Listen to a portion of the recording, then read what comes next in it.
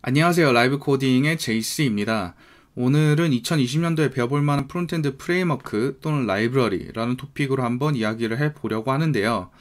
보시다시피 굉장히 좀 프론트엔드 생태계가 복잡해졌어요. 뭐 최근에 복잡해진 건 아니고 원래 좀 복잡했었는데 기존의 HTML, 자바스크립트, CSS 그리고 jQuery만 알아도 됐었던 때보다는 많이 복잡해지긴 했죠.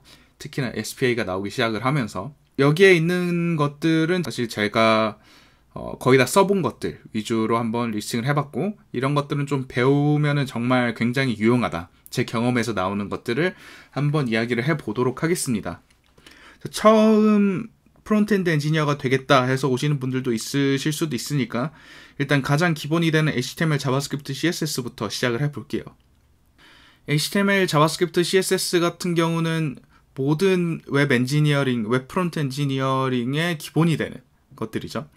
HTML로 화면에 컴포넌트들을 집어넣고 CSS로 그 컴포넌트들을 디자인을 하고 자바스크립트로 애니메이션을 만들다던가 아니면은 서버 요청을 해가지고 결과값을 디스플레이 해준다던가 그런 것들을 많이 하게 되죠. 여기에다가 이제 더 나아가면 jQuery를 처음으로 배우게 돼요. 보통 가장 큰 처음 배우는 가장 큰 자바스크립트 라이브러리가 보통은 jQuery죠. HTML, 자바스크립트, CSS를 사용을 하면서 자바스크립트의 반복적이고 가장 많이 사용하는 기능들을 jQuery가 좀 정리를 해가지고 좀 쉽게 사용할 수 있도록, 편리하게 사용할 수 있도록 해주는 라이브러리입니다. jQuery 같은 경우는 굉장히 역사가 오래됐어요.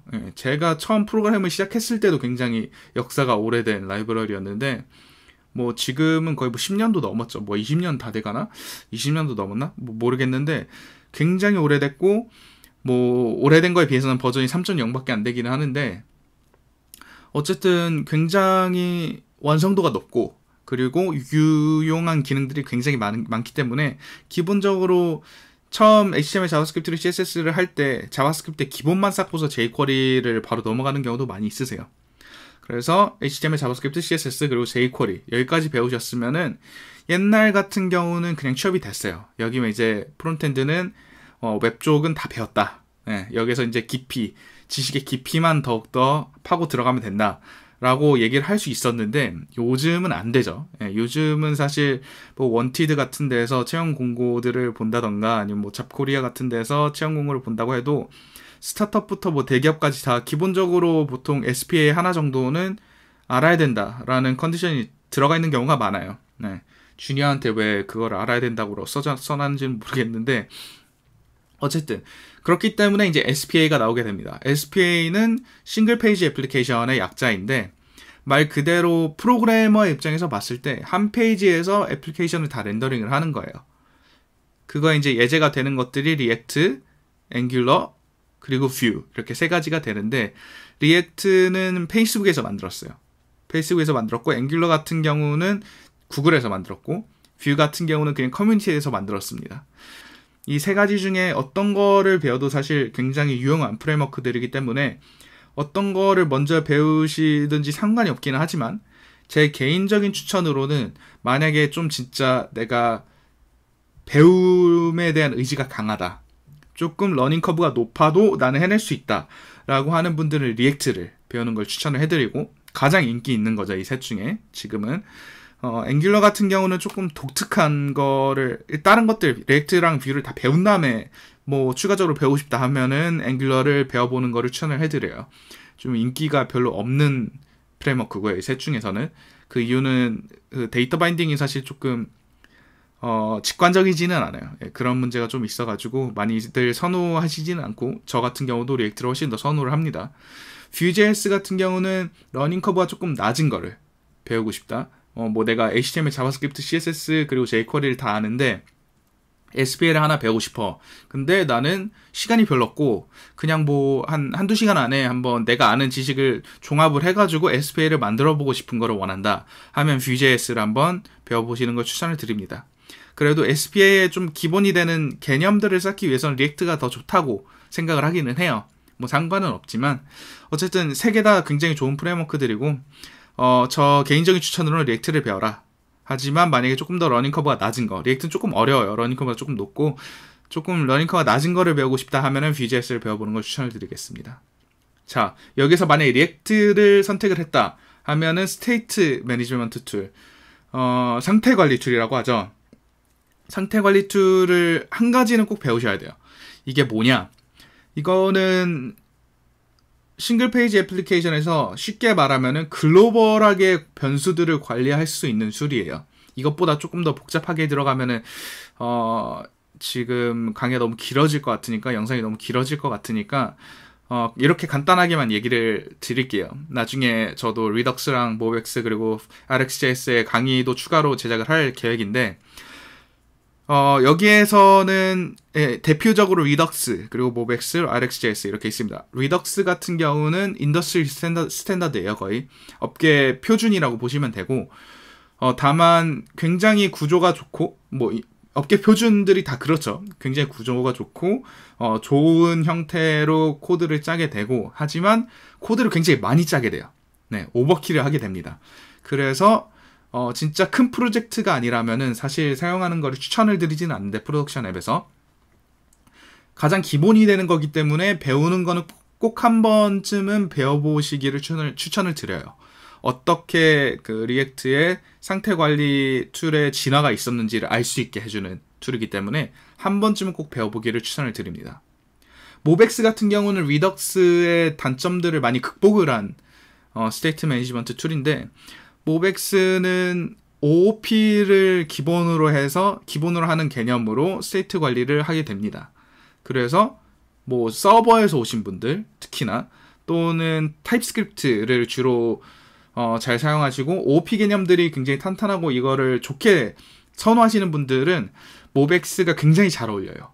이게 왜냐? 리덕스처럼 뭐 액션 만들고 디스패치 만들고 페이로드 뭐 막 변형하고 막 이런 형식이 아니고, 그런 뭐 약간 패러다임이 아니고, 모벡스는 클래스를 그냥 만들어 놓고서 뭐 원하는 만큼 클래스를 만들어 놓고 그 클래스 안에 변수들을 변경을 해주면은 그 클래스를 사용하고 있는 그 클래스 인스턴스들을 사용하고 있는 모든 컴포넌트에서 변수가 다 변경이 되는 그런 형태를 띄우기 때문에 OOP 개념에 조금 익숙하신 분들은 모벡스가 훨씬 더 편하세요. 저 같은 경우는 이 셋 중에 거의 모벡스만 현재는 프로덕션에서 쓰고 있습니다. 원래는 리덕스를 많이 썼었는데 모벡스를 쓰면서 모벡스로 거의 다 넘어왔어요, 저는. RxJS 같은 경우는 이 셋 중에 좀 가장 특이한 사례라고 보시면 되겠죠.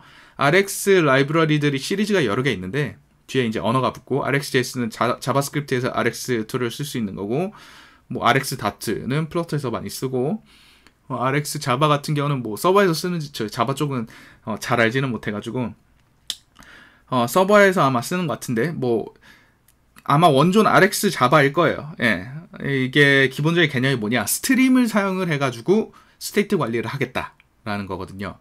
근데 이게 뭐 자유도는 굉장히 높아요.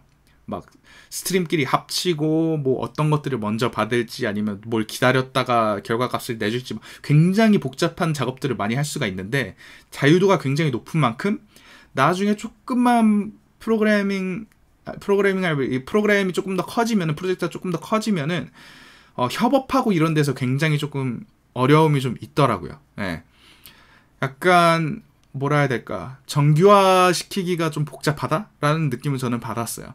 하지만 굉장히 좀 인상적인 라이브러리이긴 했습니다. 자바스크립트에서도 스트림을 효율적으로 사용할 수 있다라는 거를 저한테 깨닫게 해준 라이브러리여서, 만약에 리덕스랑 모벡스를 다 사용을 해보셨는데 한번 특이한 거 한번 써보고 싶다, 또는 뭐 이미 RX 쪽 내가 경험이 있다 하면은 RxJS도 한번 배워보는 걸 추천드립니다.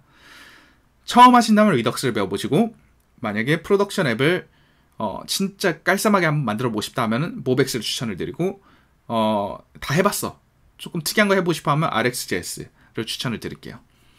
UI 라이브러리 같은 경우는 전통적인 방식으로 제작을 하셨었으면 프로그램들을 사실 뭐 거의 부츠트랩을 사용을 하시죠. 네, 부츠트랩을 많이 사용을 하셨을 거고, 하지만 부츠트랩 같은 경우는 jQuery를 기반으로 제작이 되어 있기 때문에 SPA에서 사용하기에 적합하지는 않아요. 네, 적합하지 않다고 말씀을 드리고 싶고, 그렇기 때문에 SPA에서는 각각 SPA별로 UI 라이브러리들이 따로 제작되어 있는 것들이 굉장히 많이 있습니다. 리액트에서는 메테리얼 UI라는 게 가장 인기가 있고 저 같은 경우도 굉장히 많이 사용을 하고 있고요. 메테리얼 UI가 뭐냐 하면은 구글에서 제작을 한 메테리얼 UI라는 프린시플, 디자인 프린시플이 있어요. 뭐 이런 것들은 뭐 카드는 이렇게 디자인을 하면 좋다. 뭐 드로어는 이렇게 디자인을 하면 좋다. 버튼은 이런 식으로 디자인해라. 색깔은 톤을 뭐 몇 단계로 이렇게 낮춰가는 형식으로 해서 프라이머리 컬러랑 세컨더리 컬러를 골라라. 이런 것들을 구글에서 다 정의를 해놓은 게 있어요. 조금 투박하기는 한데 그 프린시플을 그대로 따라가지고 커뮤니티에서 라이브러리를 제작을 한 게, 리액트로 라이브러리 제작을 한 게 그게 메테리얼 UI입니다. 뭐 큼지막한 스폰들도 굉장히 많이 있고, 그리고 GitHub에서의 별도 벌써 6만 개. 뭐 벌써는 아니지만 꽤 오래됐죠. 전 진짜 베타 때부터 쓰긴 했는데 6만 개 정도 됐고 정말 좋은 기능들이 많이 있어요. 네. 저 같은 경우는 메테리얼 UI의 컴포넌트를 다 쓰지 않는다고 하더라도 뭐 각가지 여러 가지 애니메이션들이라던가 아니면은 뭐 유용한 기능들 뭐 그런 것들을 사용하기 위해서만이라도 항상 메테리얼 UI를 일단 기본적으로 탑재를 하는 편이에요. 뭐 테마 관리 이런 것들도 편하고 하니까. 메테리얼 UI를 저 같은 경우는 이제 가장 많이 쓰고, 요즘은 좀 제가 눈팅을 하고 있는 게 엔트 디자인이라는 건데, 엔트 디자인은 중국에서 좀 많이 쓰는 것 같아요. 중국에서 많이 쓰고 한국에서도 최근 들어서 좀 많이 쓰는 것 같은데, 메테리얼 UI에 비해서 조금 디자인들이 뭐 아기자기하고 디폴트 디자인이 제가 느끼기엔 조금 더 이뻐요. 메테리얼 UI보다. 메테리얼 UI는 조금 투박하고 엔트 디자인은 조금 아기자기하고 이쁩니다. 뭐 개념적인 것들은 거의 비슷하고요. 네, 제가 조금 비교를 많이 해봤는데 뭐 메테리얼을 할 줄 아신다면 사실 엔트 디자인 못할 이유는 없고, 엔트 디자인 할 줄 아신다면 메테리얼 못 쓸 이유는 없어요. 다만 이제 기본으로 제공해주는 컴포넌트들 중에서 내가 원하는 기능들이 여기에 있냐 저기 있냐, 또 디자인이 이게 좋냐 저게 좋냐, 이런 것들만 한번 보고서 둘 중에 하나 고르셔가지고 가시면은 사실상 일반적인 UI 툴에 대한 갈증은 다 해소가 되실 것 같아요. 제 생각에. 예. 그래서 둘 중에 하나 그냥 고르면 된다 라고 보시면 될 것 같습니다. 지금 리액트에서는. 다음은 이제 네이티브 모바일로 넘어갈 건데, 저는 iOS 개발은 안 해봤어요. 네이티브 iOS 개발은 안 해봤어요. 안드로이드 같은 경우는 자바로 제가 조금 했었는데, 네이티브 모바일 쪽을 내가 배우고 싶다 라고 할 만한 이유가 있는 거는, 제가 느끼기에는 내가 취업하고 싶은 회사가 네이티브 모바일에 대한 지식을 요구를 한다 라고 할 경우에는 네이티브 모바일을 배우세요. 예. 그건 뭐 어쩔 수 없으니까. 근데 뭐 그냥 또는 뭐 그냥 내가 그냥 네이티브 모바일을 그냥 배우고 싶다 할 경우는 배워도 되겠죠. 근데 내가 모바일을 입문을 하고 싶다 라는 경우에는, 저 같은 경우는 크로스 플랫폼 쪽을 한번 봐보는 거를 저는 추천을 먼저 드리기는 해요. 물론 이제 여기에 이제 반박을 하실 분들이 많이 계시긴 할 텐데, 뭐 기본적으로 뭐 iOS의 기본을 쌓아야 된다, 안드로이드의 기본을 쌓고서 그 다음에 크로스 플랫폼을 가는 게 좋다, 이렇게 얘기를 하실 분들이 많이 계시긴 하지만, 뭐 그것도 맞는 말이에요. 그것도 맞는 말이고, 뭐 다른 것도 아니다 하는 것도 뭐 맞는 말인데, 제 개인적인 경험에서는 만약에 이거를 배워가지고 내가 애플리케이션을 실제로 내본다던가, 어쨌든 프로그래밍이라는 게 내가 실제로 프로덕션 앱을 낸다던가 아니면 뭔가 작품을 제작을 하면서 재미가 생기면서 느는 거잖아요. 그런다고 했을 때 내가 무언가 애플리케이션을 만들었는데 이걸 안드로이드로 내가 출시를 했어. 근데 이거 괜찮은 것 같아. 그래서 iOS에서도 만들고 싶은데 iOS에서 만들려면 또 iOS 코딩을 또 따로 해야 돼. 이럴 경우에 조금 인력 딸리는 것도 있고 되게 김이 많이 빠져요. 이게 앞으로 계속 나아가야 될 때 계속 지속적으로 빠르게 나가줘야 되는데, 네이티브 모바일 개발을 하게 되면은 사실상 소스코드를 두 개를 관리해야 되기 때문에 속도적인 면에서 많이 단점이 있다고 볼 수가 있어요. 물론 퍼포먼스적인 것들은 네이티브 모바일이 가장 좋긴 하겠죠. 다 최적화가 돼 있으니까 각각. 하지만 만약에 내가 그냥 진짜 애플리케이션 그냥 만들어가지고 출시를 해보고 내가 배움에 대한 것들이 목적이다, 출시를 뭔가 하나 만들어가지고 앱 스토어에다가 내보는 게 목적이다 하면은, 제 생각에는 크로스 플랫폼 개발 프레임워크인 리액트 네이티브라던가 플러터를 배워보시는 거를 저는 추천을 드립니다. 리액트 네이티브 같은 경우에는 이름에서도 보실 수 있다시피 리액트를 기반으로 하는 모바일 개발 프레임워크예요. 그래서 제 경험상에서는 거의 대부분의 리액트 라이브러리들이 리액트 네이티브에서 사용이 가능하세요. 네. 리액트 네이티브랑 리액트에서 사용되는 라이브러리들이 거의 다 호환이 되고, 그게 이제 굉장히 큰 장점이기도 한데, 또 추가적으로 리액트 기반이기 때문에 만약에 웹 쪽에서 이제 제작을 하다가, 웹 쪽 프론트엔드를 제작을 하다가 리액트로 제작을 했었는데 모바일 쪽도 제작을 해야 된다 했을 때, 회사에 리액트 엔지니어가 많다면 리액트 네이티브를 배우는 거는 거의 진입장벽이 거의 없다고 봐도 무방하거든요. 그렇기 때문에 빠르게 진행을 할 수 있는 장점이 있겠죠. 다만 몇 가지 단점은, 저도 리액트 네이티브로 몇 개 앱을 내긴 했었어요. 뭐 과외 주선 앱도 만들어 봤었고, 동물병원 평가하는 뭐 앱도 만들어 봤었는데, 뭐 다 사실 망하긴 했어요. 뭐 앱을 좀 쓰레기같이 만들어가지고 좀 망하긴 했는데, 그때 제가 제작을 해봤을 때 이제 경험은 디버깅이 굉장히 조금 복잡해요. 리액트 네이티브의 개념이 어떻게 되냐, iOS에서 제공되는 컴포넌트들이 있고 안드로이드에서 제공되는 컴포넌트들이 있잖아요. 이것들을 리액트의 신텍스로, 리액트의 문법으로 사용할 수 있도록, 양쪽을 사용할 수 있도록 해주는 게 리액트 네이티브거든요. 그러니까 제가 뭐 카드를 만든다 하면은 뭐 카드라고 해가지고 임포트를 해가지고 리액트에다가 UI에다가 카드를 집어 넣으면은 이게 iOS에서는 iOS의 카드로 번역이 되고 안드로이드에서는 안드로이드의 카드로 번역이 되는 뭐 이런 형태라고 보시면 돼요. 근데 서로의 이제 iOS에서의 카드와 안드로이드의 카드가 서로 기능들이 굉장히 다를 거 아니에요. 이거를 리액트 네이티브 개발팀에서도 잘 싱크를 못 맞추더라고요. 그래서 iOS 시뮬레이터를 제가 틀어놓고서 거기서 개발을 하면은 꼭 안드로이드에서 디버깅을 따로 해야 되고, iOS에서 되던 것들이 안드로이드에서 안 되고, 안드로이드에서 되던 것들이 거꾸로 iOS에서 안 되고, 그래서 뭐 iOS에서 안 되니까 iOS에서 고쳤는데 또 다시 뭐 안드로이드에서 안 되고, 이런 문제들이 굉장히 많았어요, 제 경험에서는. 그래도 뭐 리액트 네이티브만 있던 그때 당시에는 뭐 어마어마한 툴이다 라고 느꼈었고, 굉장히 그래도 소스코드 2개 관리하는 것보다는 그냥 리액트 네이티브로 하나 관리하는 게 인력적인 면에서는 굉장한 장점이 있다라는 거를 저는 느끼기는 했어요. 그래서 리액트 개발자시라면은, 그리고 리액트 개발자인데 뭐 한번 모바일 개발도 해보고 싶다 하면은 리액트 네이티브로 한번 시작을 해보는 거를 저는 추천을 드리기는 합니다. 다만 만약에 내가 도전적인 성향이 좀 있다, 새로운 걸 배우는 거 굉장히 좋아한다 하면은 플러터 정말 강추드립니다. 네. 저는 플러터로 이제 벌써 몇 개를 만들어 봤는데, 프로덕션 앱들을.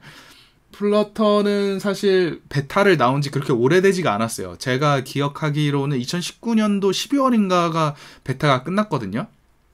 프로젝트가 시작된 지는 꽤 됐고, 베타가 끝난 지 2019년도 12월일 거예요, 아마.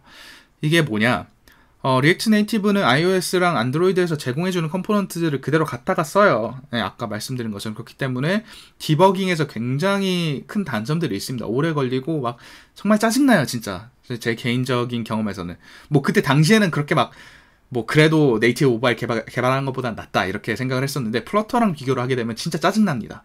지금은 많이 개선이 됐는지 모르겠는데, 근데 플러터 같은 경우는 그냥 화면에다 그려버려요. iOS에서 제공해주는 컴포넌트, 안드로이드에서 제공해주는 컴포넌트, 이런 것들을 뭐 따로 사용을 하는 게 아니고 그냥 플러터 프레임워크에서 핸드폰 위에다가 그냥 그림을 그립니다. 그러니까 아예 존재하지 않는 새로운 컴포넌트들을 제작을 해버리는 거죠. 그렇기 때문에 플러터에서 기본으로 제공을 해주는 안드로이드 형태의 컴포넌트, 그러니까 메테리얼 UI 디자인들이죠, 들이 따로 있고, 뭐 쿠퍼티뇨 앱이라고 해가지고, 쿠퍼티뇨 컴포넌트라고 해가지고 애플에서 제공을 해주는 스타일의 컴포넌트들을 이렇게 두 가지가 다 플러터에서는 제공이 돼요. 그래서 그 컴포넌트를 사용을 하게 되면은, 예를 들어서 내가 쿠퍼티뇨 컴포넌트를 사용해가지고 플러터를 제작을 했다 하면은 안드로이드에서도 iOS 스타일로 컴포넌트들이 그려집니다. 왜냐? 그냥 화면에다 그려버리니까. 얘네는 또 그렇기 때문에 호환성 문제가 거의 없어요.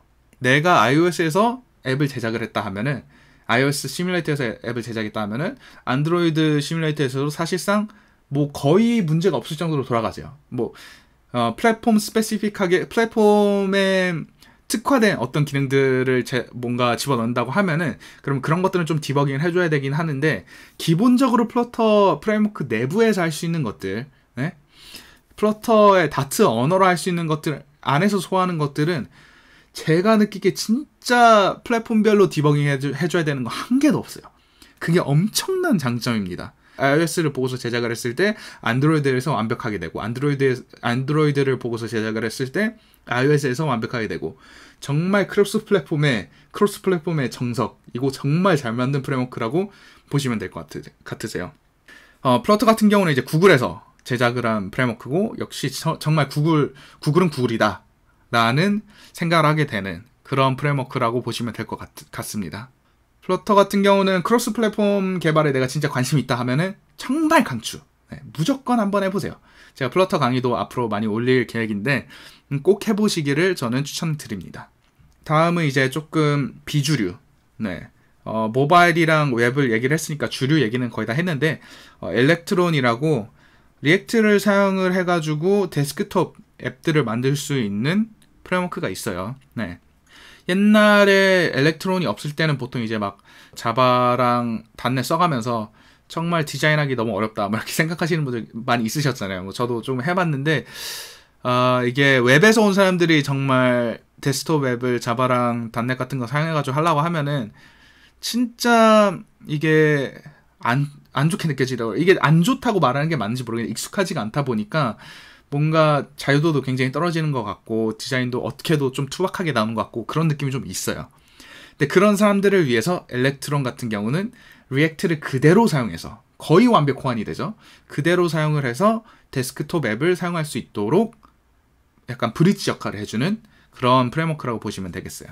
그래서 리액트로 디자인을 하고 약간 그냥 웹사이트 디자인하듯이 그대로 디자인을 하면 되죠. 그러면은. 그리고 엘렉트론이 맥이면 맥, 리눅스면 리눅스 되나? 리눅스 되는지 모르겠는데 맥이면 맥, 윈도우즈면 윈도우즈 이렇게 컴파일을 따로 해줘요. 그래서 그 인스톨러를 딱 뱉어주고 그거를 배포를 해가지고 그걸로 설치를 하면은 그러면은 리액트로 제작한 화면이 실행이 되는 그런 형태입니다. 엘렉트론 같은 경우는 뭐 요즘 네로라는 큰 기업들의 데스크톱 앱들이 거의 다 엘렉트론으로 제작이 됐고요. 뭐 예를 들면 슬랙 또는 뭐 비주얼 스튜디오 코드 많이들 쓰시죠. 예, 비주얼 스튜디오 코드도 엘렉트론으로 제작이 됐습니다. 그래서 완성도는 굉장히 높은 편이고 뭐 이렇게 대기업들 그리고 뭐 잘 나가는 스타트업들도 선호하는 거 보면은 굉장히 좋아요. 저도 조금 써봤는데 뭐 프로덕션 앱은 안 내봤고 써봤는데 뭐 그냥 리액트예요. 예, 리액트로 정말 굉장히 완성도 높은 데스크톱 앱을 만들 수 있다라고 생각을 하시면 될 것 같으세요. 다음은 이제 아폴로에 대해서 한번 얘기를 해보려고 하는데, 아폴로 같은 경우는 GraphQL을 좋아하시는 분들, GraphQL을 많이 사용하시는 분들한테는 무조건 추천을 해드리고 싶은 프레임워크예요. 이거는 아폴로 없이 GraphQL을 말할 수 없다. 진짜 그 정도로 저는 플러터에서 써본 그 GraphQL 프레임워크도 몇 가지, GraphQL을 사용할 수 있게 해주는 라이브러리도 몇 가지 써봤는데 정말 아폴로만한 게 없어요. 아폴로가 지금 안타깝게도 플러터에서는 지원이 되지 않지만 리액트나 뷰 그리고 또 iOS 개발, 네이티브 개발을 하신다면 아폴로를 무조건 써보세요. GraphQL을 사용하실 경우. GraphQL이 뭐냐라는 설명부터 시작을 하면 사실 조금 시간이 오래 걸리니까 그냥 간단하게 REST API의 단점들을 많이 극복한 그 통신, 네트워킹하는 그런 패러다임이라고 저는 말씀을 드릴게요. 아폴로랑 GraphQL에 대한 강의들도 조금 나중에는 제작을 할 생각인데, 아폴로 같은 경우는 기본적인 그 GraphQL 통신 당연히 잘 되고요. 거기다 추가적으로 상태 관리까지 정말 잘 할 수 있도록 도와줍니다. 뭐 서버에서 가져오는 것들을 이제 요청하는 건 당연히 되고, 그리고 그것을 합쳐가지고 클라이언트 사이드에서 상태 관리를 하는 것들을 동시에 가져오고 작업을 하고 매니플레이션을 하고 이런 것들까지 다 지원을 하는 게 아폴로예요. 거기다 추가적으로 뭐 REST 엔드포인트를 손쉽게 사용할 수 있는 것들도 제공을 해주고, 뭐 캐싱할 수 있는 시스템이 정말 잘 돼 있고, 그리고 리액트에서 훅들, 이제 훅을 많이 쓰시죠. 클래스 컴포넌트 잘 안 쓰죠. 훅에 대한 지원도 완벽하게 되어 있습니다. 그렇기 때문에 아폴로는 GraphQL을 내가 만약에 좋아한다 하면은 꼭 한번 써보시기를 제가 추천을 드리는 프레임워크입니다. 다음은 이제 서버 사이드 렌더링으로 넘어갈 건데, 이게 조금 지금 얘기를 하다 보니까 순서가 조금 잘못된 것 같은 느낌은 있어요. 하지만 뭐 알아서 잘 알아두셨다고 생각을 하고 싶습니다. 서버 사이드 렌더링은 이것도 웹에 관련된 거예요. 서버 사이드 렌더링이 뭐냐? 보통 SPA를 이제 사용을 하게 되시면은 리액트랑 앵귤러랑 뷰 이렇게 세 가지를 사용을 하시면은 옛날에 처음 이 친구들이 나왔을 때는 CSR이었어요. CSR이 뭐냐? 클라이언트 사이드 렌더링이라고 해가지고 처음에 제가 서버에 요청을 하잖아요. 홈페이지에 딱 들어가요. 홈페이지 들어가면은 빈 HTML이 옵니다. 빈 HTML이 오는데 거기에서 자바스크립트들을 또 따로 요청을 해서 가져온 다음에 그 빈 HTML 안에다가 자바스크립트로 컴포넌트들을 렌더링을 해주면서 화면이 뜨는 그런 형태가 일반적인 SPA의 클라이언트 사이드 렌더링이에요. 이렇게 되면은 어떤 문제가 있냐? 저희가 구글이나 이제 네이버 같은 서치 엔진에다가 올리잖아요. 올리고 검색이 되게 만들잖아요. 뭐 웹마스터 툴들을 사용을 해가지고 이 친구들이 이제 크롤링을 해가지고 이 사이트가 어떤 사이트인지 알아보게 되는 조사를 하게 되는 작업을 하게 되는데 처음에 요청을 했을 때 빈 화면이 나와요. 빈 페이지가 나오기 때문에 이 페이지가 어떤 페이지인지를 모르는 거예요. 그렇기 때문에 SEO에서 서치 엔진 오티마이제이션 검색 엔진 최적화에서 굉장히 단점이 많기는 합니다. 물론 최근 들어서는 구글에서는 싱글 페이지 앱들 클라이언트 사이드 렌더링이 되는 것들도 다 크롤링이 정상적으로 된다라고 얘기를 하는데 뭐 되는 경우도 있다고 하고 안 되는 경우도 있다고 하고 제 경험상으로는 어쨌든 단점들이 많기는 했었어요.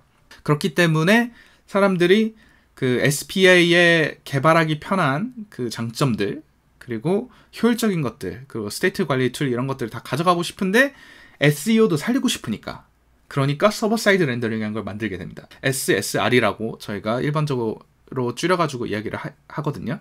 자, SSR의 이제 가장 큰 프레임워크들은 Next.js라는 것들이 있고 Gatsby라는 게 있어요. 리액트 기반으로 했을 때. SSR의 경우 제가 아까 말씀드렸을 때 CSR 같은 경우는 서버에서 빈 페이지를 가져온 다음에 그걸 자바스크립트로 화면을 렌더링 한다고 얘기를 했죠. SSR은 일반적인 그 전통적인 HTML, 자바스크립트, CSS 페이지를 렌더링 하는 것처럼 리액트로 저희가 제작을 하지만 요청이 들어가게 되면은 서버에서 그 리액트 기반의 페이지를 다 제작을 한 다음에 그 다음에 엔드 유저로 전송을 해줍니다. 그렇기 때문에 크롤러 뭐 이런 것들이 크롤링을 하더라도 다 완성된 페이지를 보일 수가 있어요. 네, 그런 장점들이 있고 뭐 디테일로 들어가면 상당히 복잡해요. 네, 엄청 복잡하고 뭐 처음에는 뭐 서버 사이드 렌더링이 돼야 되는데 그 뒤에는 클라이언트 사이드 렌더링이 돼야 되고 뭐 짜증나는 것들이 굉장히 많긴 한데 뭐 이런 것들을 굉장히 많이 해소를 해주는 것들이 Next.js랑 Gatsby라고 보시면 되겠어요. Next.js는 제 생각에는 만약에 조금 다이나믹한 페이지들을 제작을 해야 된다. 그러니까 스태틱한 페이지가 아니고 뭐 예를 들어서 홈쇼핑몰 같은 거를 제작을 하신다고 하면은 사실 쇼핑몰에 이제 아이템들이 변경되는 경우가 그렇게 많지는 않잖아요. 네, 그런 경우에는 뭐 개츠비 쪽을 쓰셔도 굉장히 유용하기는 해요. 그래픽 큐엘이 기본적으로 서포트가 되기도 하고. 근데 서버 사이드 렌더링, 그러니까 다이나믹하게 매번 스태틱 페이지를 만들어야 되는 상황이다 하는 경우는 Next.js를 저는 사용을 하는 게 맞는 것 같아요. 네, 제 경험상은. 다만 얘네가 뭐 그냥 한 번에 모든 것들을 다 해결해버릴 수 있는 그런 거는 아니다. 네, 손가락 튀기면은 그냥 뭐 서버 사이드 렌더를 그냥 팍 돼버리고 모든 단점이 다 해결되는 그런 건 아니다. 왜냐? 서버 사이드 렌더링인 만큼 뭐 퍼포먼스의 저하도 조금 있고 아직 최적화가 안 된 부분들도 좀 있고 아이소모픽이라고 해가지고 서버에서도 되고 클라이언트에서도 되는 라이브러리들을 사용을 해야 되는데 그런 것들이 의외로 조금 까다로운 경우가 조금 있어요. 그런 것들을 좀 고려를 하고서 사용을 하셔야 됩니다. 서버 사이드 렌더링이 조금 힘들다라고 생각을 하시면은 근데 나는 그래도 SPA를 사용하고 싶다 하면은 freerender.io라는 사이트가 있거든요. 이제 구글에서도 공식적으로 추천을 해주는 곳인데 그거는 뭐 알아서 캐칭을 해줘요. 사이트를 요청을 해가지고 그 자바스크립트로 클라이언트 사이드 렌더링까지 다 되는 거를 기다린 다음에 다 보고서 그 캡처해가지고 그 만약에 크롤러가 오면은 크롤러가 그 페이지를 그냥 그대로 가져갈 수 있게 해주는 뭐 그런 형식입니다. 그렇기 때문에 뭐 그런 거를 사용을 해보시는 것도 나쁘지 않다고 저는 생각을 하고 뭐 선택은 일단은 본인이 필요한 요구사항들을 다 따져보고서 해야 되니까 잘 심사숙고를 하고서 서버 사이드 렌더링을 사용을 해보시기를 추천을 드립니다. 뭐 한 번쯤은 해보는 거 괜찮아요. 나쁘지 않아요.